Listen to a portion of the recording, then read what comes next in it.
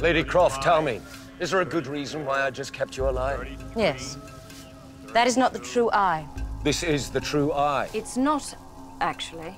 It's a mirror image. Miss Croft, I think you're trying to cheat me out of my little ray of sunshine. Why would I try and cheat you out of anything now? I need you to get the piece so I can steal it from you later.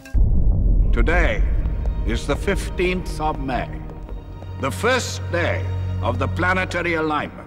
And we are still no nearer to discovering the location of the key. We are running out of time. Mr. Powell, your explanation for this, please? We are working through clues based on ancient cosmological models. But I'm happy to announce that we are almost ready, that we will have our answer in time for the relevant planetary alignment. We have only a single opportunity to retrieve the two halves of the triangle. And if we fail, we must wait another 5,000 years. Tonight, Pluto and Neptune align with Uranus. It's the first stage of the alignment of all 9 planets, culminating in a full solar eclipse. My darling daughter, if you're reading this letter, I am no longer with you. By now, I am sure you will have discovered the clock I concealed. The clock is the key, Lara. It will unlock the hiding place of 2 pieces of a sacred icon. My father once told me of a magical triangle stamped with the all-seeing eye. He said it gave its possessor extraordinary power, the power to control time. He called it the Triangle of Light. It is fascinating. You said it started ticking the night of the alignment.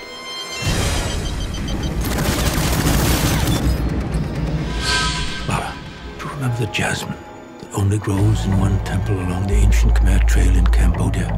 Find that, and you will have found the entrance to the tomb of the dancing light, where the first half of the triangle is hidden. Remember, what we are looking for is hidden not only in space, but also in time. The clock is the key.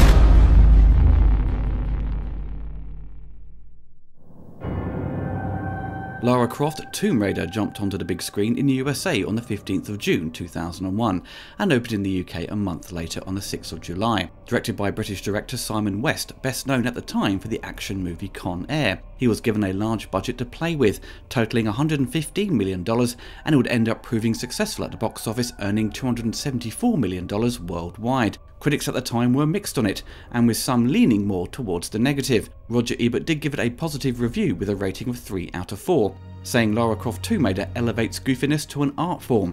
Here is a movie so monumentally silly, yet so wondrous to look at. Variety said the film has the distinction of being a major motion picture that's far less imaginative, and quite a bit more stupid than the interactive game it's based on. Everything else about this frantic production is flat and unexciting. Despite the somewhat negative reviews, Angelina Jolie came out unscathed, with the majority of the press and fans of the franchise praising her performance, highlighting she was the best thing about the film. With the film costing a lot of money and doing well at the box office, they had made their money back and then some. It gained a further boost in profits when it hit DVD, during the height of the format's popularity, earning $38 million in rentals. Paramount Pictures, who helped finance and distribute the film, saw potential for a sequel, which would arrive 2 years later, called The Cradle of Life, directed by Jan de Bont, who had directed Twister and Speed, but also turkeys such as Speed 2 and the remake of The Haunting. The sequel wouldn't do as well at the box office, but some felt it improved upon the problems of the first film. Hopefully I will explore the sequel in future. On Lara's home turf of the video game world, around the time of Cradle of Life, a new game was launched on the PS2 with Angel of Darkness, which had a difficult production and when released felt unfinished and was panned by the critics and would eventually close the doors of Core Design, who had created the famous character,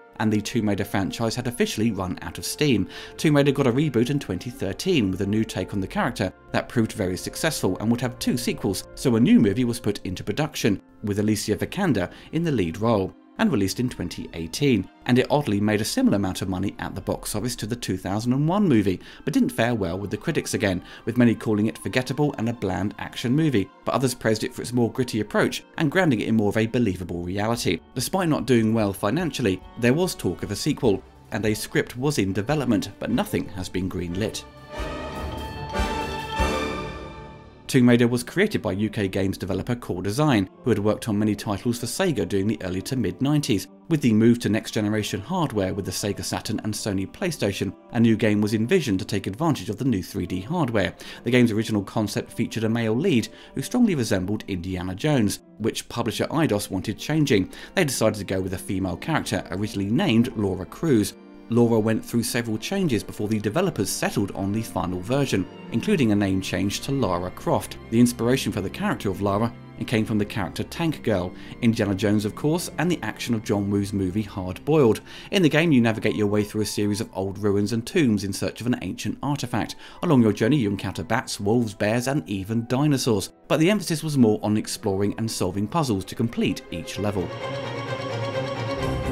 Tomb Raider first arrived on a Sega Saturn in October of 1996. The game was not an exclusive for Sega's new console, as it arrived on the PlayStation a month later, and that's where it found its audience.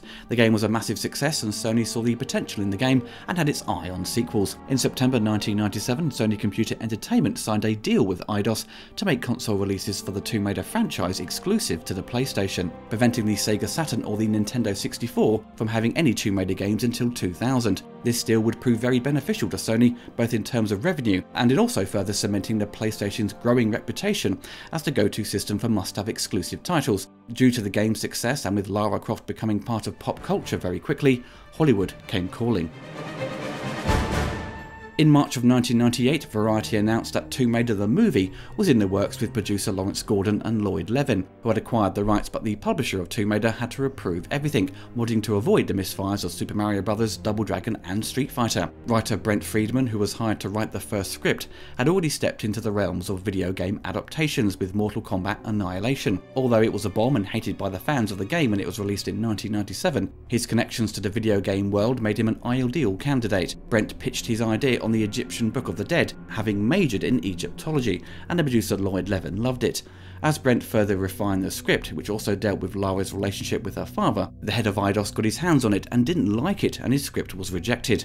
At the same time, another writer, Sarah Cooper, was also developing a script that had focused around Lara looking for the eighth wonder of the world, and the second pitch was about the harmonic convergence, the lining of the planets allowing for an evil force to happen, which Lara has to stop. She handed her script in, and that was rejected as Paramount suddenly decided they wanted an A-list writer on board. Replacing Friedman and Cooper was Stephen E. D'Souza, who had worked with producer Lawrence Gordon on several projects, and owed him a favour.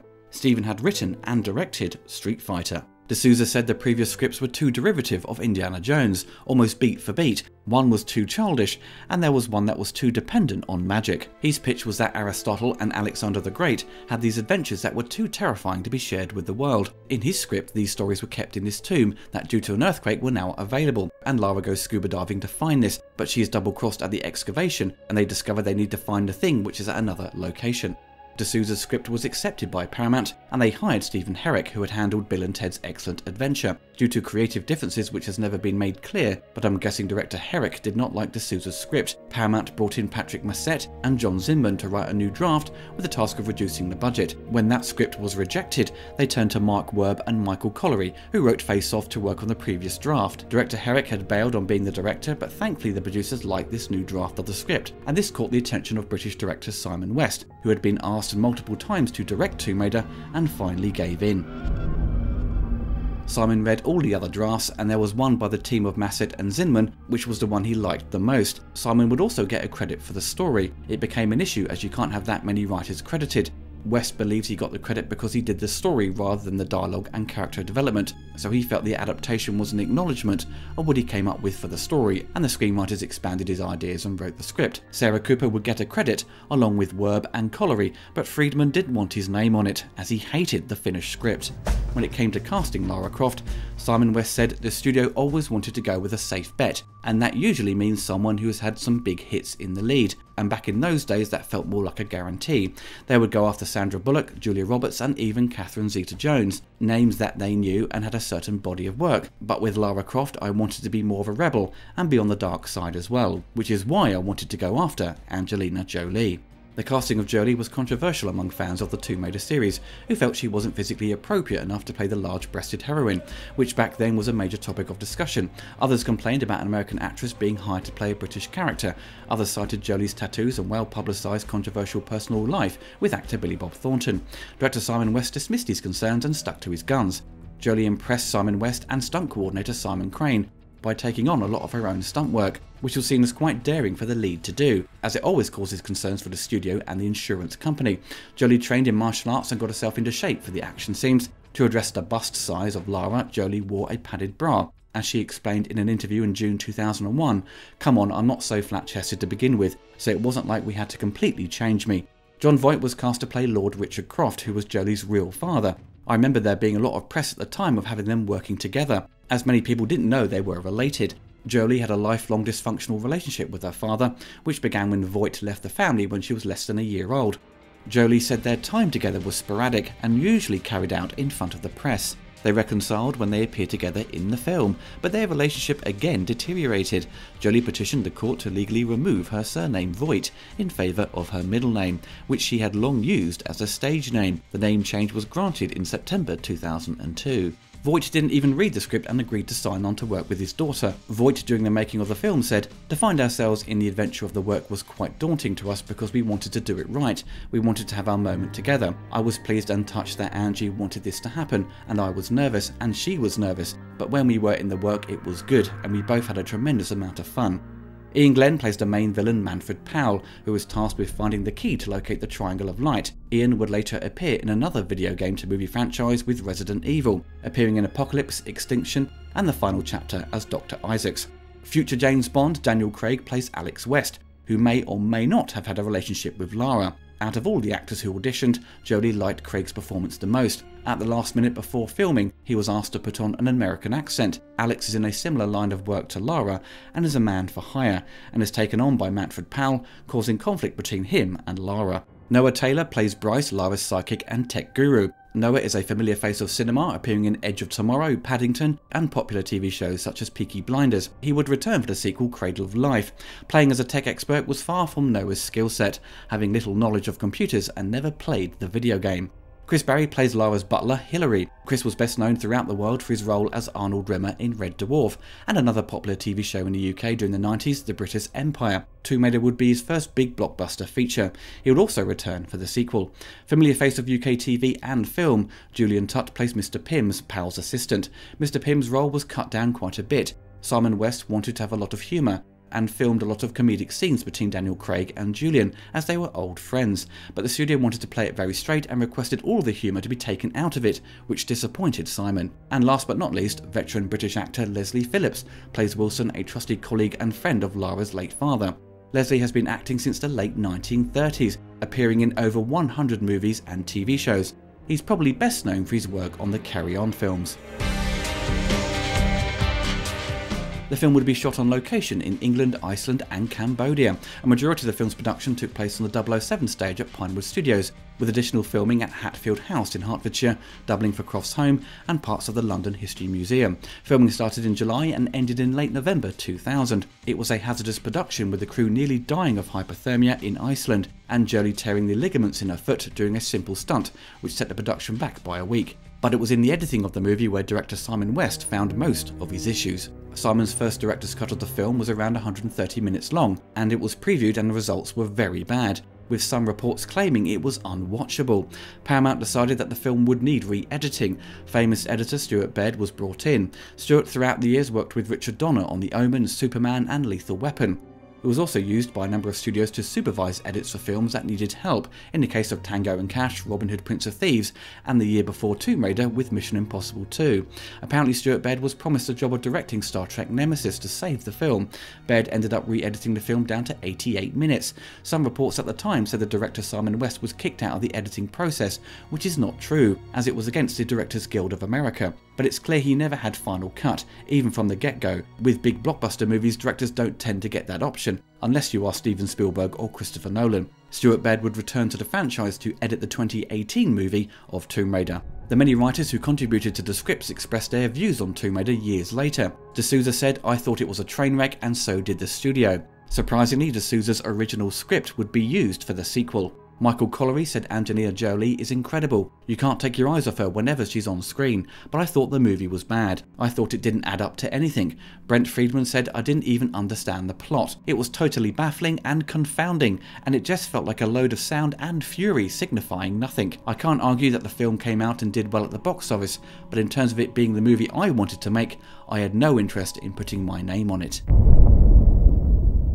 The film opens with Lara Croft training at her mansion, battling it out with a giant robot. She lives with her technical assistant Bryce and butler Hillary.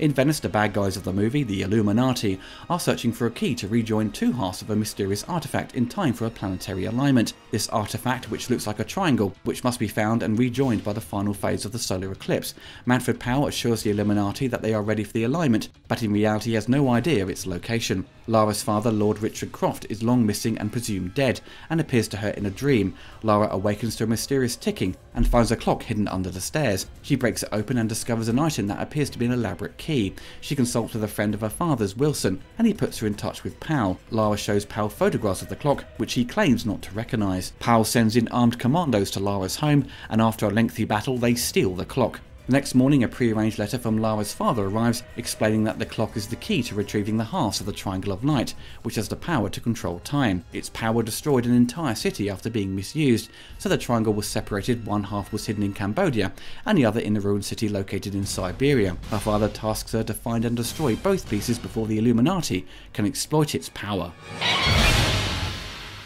British effects company Mill Film had been awarded a large share of the visual effects for Tomb Raider, with some help from Cinesight. The company Mill Film, which is no longer around, had blown people away with their work on Gladiator from the year before, and again they had their work cut out with a number of big sequences to complete, the first being the droid Lara battles in her training room. The droid was mostly CGI on screen, but they did construct a giant prop for Jolie to interact with for the close-ups. They had some issues trying to make the CG blend with the live-action material, as the set contained a lot of smoke. It took about 3 days to render each shot. The droid design looks like it was lifted from some prototype of Robocop 2, or similar tech to what we saw in Lost in Space. Other elements of CGI were used to show the clock that works as a key that explodes into parts. The FX crew took photos of the actual prop and recreated it in the computer. The stone monkeys and the Brahman statue were part of a major set piece. They shot real elements of dust and rubble to combine with the CGI monkeys. They were going to use stand-ins with green costumes, but it limited the animation approach the team had in mind, so they went with full CG. The Brahman statue that comes to life had to visibly show cracks as it begins to move,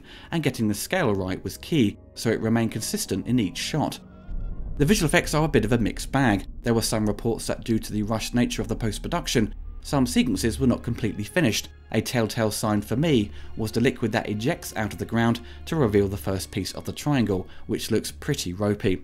The droid attack is pretty solid and provides some fun action to kickstart the movie. The stone warriors that come to life are generally okay and don't look too bad, but these sequences all have the hallmarks of late 90s, early 2000s CGI. When on screen for too long gives away its limitations. The most impressive sequence is during the finale, when the tomb begins to fall apart and bolts of lightning strike the area as Lara escapes. It's a great mix of in-camera practical effects, as we see the set explode as Lara narrowly avoids being crushed. The CG work has dated, but it's good to see they made use of a lot of in-camera effects that results in some great visuals.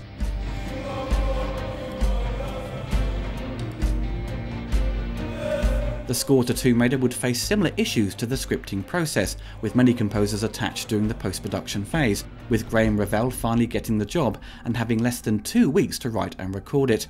Originally, Nathan McCree was hired to compose the score. He had composed the music to the video game, but Paramount Pictures insisted on a more well-known movie composer.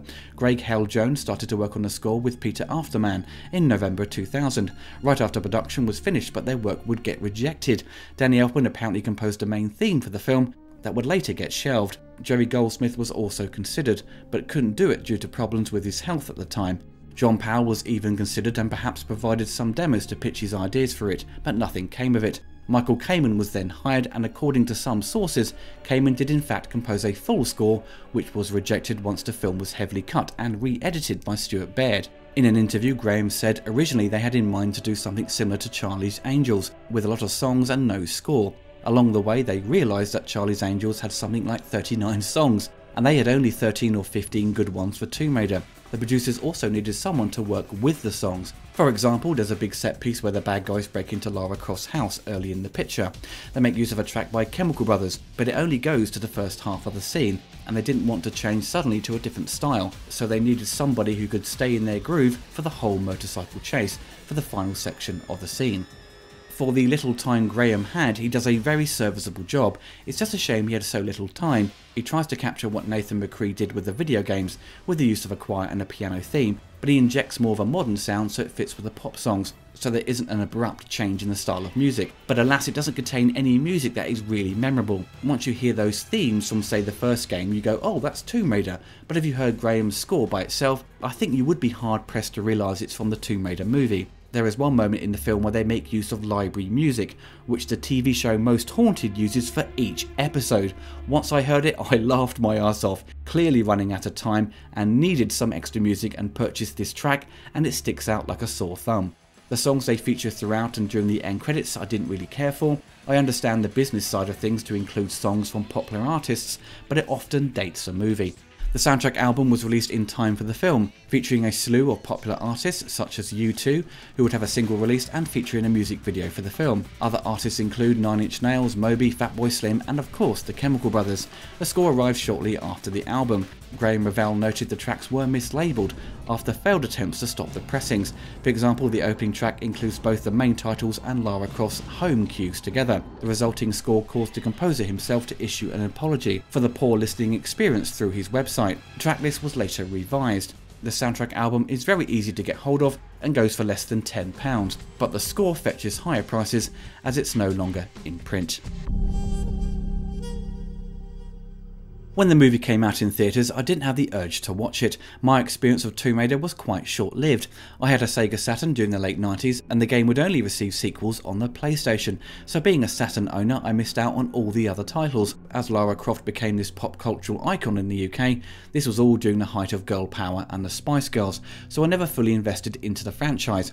I enjoyed playing the first game, and that was it. I would later get back into the game when they rebooted it on the 360 and PS3, and I really enjoyed that new take on it. But my desire to watch a live action film was far from my mind back in 2001. I was working for a video game shop around this time, and there was talk about the film and some people enjoyed it and others felt it missed a mark, and this was to be expected with movies based on video games. So it wasn't until recently that I gave it a chance. I was reading a book about video game adaptations called Lights, Camera, Game Over, which is definitely worth a read as it has a large section of the Tomb Raider movies and its production problems got me intrigued. So after 20 years I finally watched the film and I thought it was okay and entertaining for the most part, but certainly not something that could be labelled genuinely good. Angelina Jolie is of course the standout performance and makes the film worth watching. She's the only reason to sit through it, to be honest. Despite not being English, she does a very good job of putting on an English accent. She has the posh flavour to it but is softly spoken with a slice of cheekiness to her, and plays it really well when she is flirting with Daniel Craig or being sarcastic with the villains. I think she totally understood who the character of Lara Croft was and what she represented, and the camera clearly loves her and she looks great in every scene. Also, when it comes to the action, Angelina rarely if ever blinks when firing those guns, putting many action stars to shame. The production design is pretty spectacular, especially the first two they enter and face off against the statues that come to life. These moments really capture the video game, though it's a lot more action-packed than what the game provided, which often had Lara by herself, but it does a nice job of translating the game to the big screen. The photography throughout is to a very high standard by cinematographer Peter Menzies, who worked on Die Hard with a Vengeance and on Simon West's previous feature The General's Daughter. It looks like a lot of money has been spent on the production and time has gone into the visual style of the film, and I can imagine it looks pretty good in 4K as it recently got released on that format. Daniel Craig, God bless him, has been given the job of doing an American accent and not really pulling it off. I'm not sure what sort of accent he is taking on. It has a somewhat of a New York vibe to it. It's all over the place, to be honest. He doesn't give a bad performance per se. The guy can clearly act, he did become James Bond, but it's just a shame he was asked to change his accent at the last minute, and I think it messed up his overall performance. Dealing with the Illuminati as the villains is generic as you can get. Any secret organisation behind the scenes pulling the strings, the Illuminati is often deployed. Thankfully the bad guys are cheesy and ham it up, and provide some funny banter between them and Lara. It's great to see some familiar faces for the supporting cast, especially Chris Barry. I love Red Dwarf, and Chris is a very good actor, but they don't really take advantage of his comedic talents. He gets a couple of lines that made me chuckle, but seems a bit of a wasted opportunity. Perhaps like Julian Tutt, his role may have been reduced with the efforts by the studio to cut back on the humour. The biggest issue with the film is the plot, dealing with this triangle that has the power to control time. How everything transpires, it essentially throws logic out the window and also feels riddled with plot holes, which may have been a result of the major editing it had during post-production. Lara has a dream that is essentially a flashback about her father telling her about the planet's aligning. She finds the clock and then she seeks advice about the key, and it comes to the attention of the main villain, Powell, who steals it. The following day after it's stolen, Lara receives a letter from what appears to be a legal firm. The letter is from her father, who wrote it before he died. It contains a riddle which leads her to discover a hidden letter in a book with an Illuminati symbol on it. The letter is just a giant exposition dump which instructs Lara to locate the first piece of the triangle. Now if you think about it, if Lara never had this flashback or heard the clock, the bad guys would have never found the key and everything would have been fine for another 5,000 years. Also, was the letter from her father going to be sent even if she hadn't found the key? If so, she would have read her father's hidden note and been confused about this key he mentions. Or if it was sent because the key was found, who on her father's side knew this information? It doesn't really make much sense in the grand scheme of things. I understand it's ideal for her to destroy the triangle, which results in her finding out how her father died, but the journey from point A to B should be a simple premise. When writing a Tomb Raider movie, you can't have Lara or the bad guys after an item that is just for monetary gain. It has to be something that can gain them power and influence, so the idea of controlling time, on paper it seems pretty interesting, but how it's been told in the story and directed, it becomes incoherent and makes little sense. At the end, once the triangle is reformed and they are thrown into this other dimension, you see them running up this pyramid. Once Lara grabs the triangle, we see some wobbly wirework as Powell falls below. Lara is then sent to a crossing between past and present and meets her father. I was thinking to myself, what is going on here? How do the powers of the triangle work? Does it activate with the powers of one's mind, or do they have to say something? For an easy comparison, Indiana Jones always made it simple and straightforward when Indy is seeking an ancient artifact. The adventure to seek it out doesn't confuse the audience or how the artifact works. I think the movie could have come out better if the studio and those involved with making the decisions made up their minds on what they wanted a lot earlier. This production just seems to have loads of last minute changes which causes problems for the overall quality, and for Lara's big screen debut turning up in a movie that is barely 90 minutes long if you take away the end credits, it seems way too short in that respect. Once they get to Siberia, I looked at the runtime, there was only 15 minutes left. I thought the big finale is going to be cutting it quite tight. It seems more of a financial decision to get it shorter so they can squeeze in enough showings at the cinema. As a result of these last minute edits, you end up with a story that feels messy and you get a good sense you are missing bits here and there. The film sets up the notion that Lara is going to continue on with the sequel. It's a bit of a clumsy end when she's standing there and makes Hillary jump, like she did it on purpose. I have no idea how long she's been standing there for. Then they entice her to get back to training, and the last shot just made me laugh with her posing with the guns. It seems cobbled together in the edit and should have been far more stylish. Lara is a combination of Indiana Jones and James Bond, and the press always talk about the topic of having a female James Bond. No! Lara Croft is there to facilitate that idea. She is a strong female action star, and there was loads of potential to take advantage of the character and what she can do. But sadly, with the sequel and then eventual reboot, they squander those chances to make a long-running franchise. At the time, it was the most successful video game adaptation, thanks largely to the popularity of Lara Croft, and big money was spent on its production, whereas Street Fighter and Mortal Kombat had far less of a budget to use. So the studio saw opportunities for this franchise, but too many bad decisions behind the scenes ended up with a movie that was hacked in the edit and resulted in a plot that left audiences baffled. Despite those issues, I still found it surprisingly watchable and it didn't annoy me. It is a dumb action movie that does look great and has a brilliant performance by Angelina Jolie, who makes the entire film worth watching. But just remember, try not to make sense of the plot.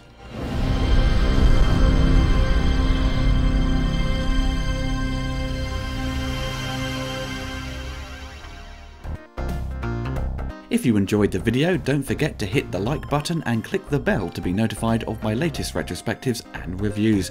Big thanks to my patrons for supporting the channel. If you want to get involved and gain early access to my content and exclusive videos, then follow the link below.